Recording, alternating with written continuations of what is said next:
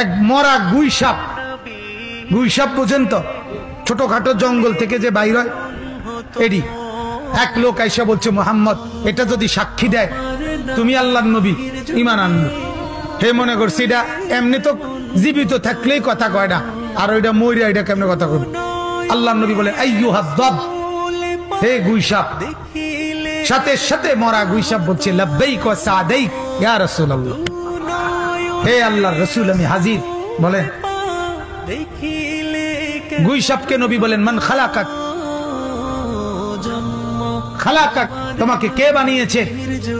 তখন গুই সাপ বলল, খালাকানি ওয়া খালাকাকা রব্বুস সামাওয়াতি ওয়াল আরদ, আমাকেও বানিয়েছেন আপনাকেও বানিয়েছেন তিনি, সাত আসমান ও জমিনের মালিক যিনি। এবারে নবী বললেন, মান আনা, আমি কে চিনো?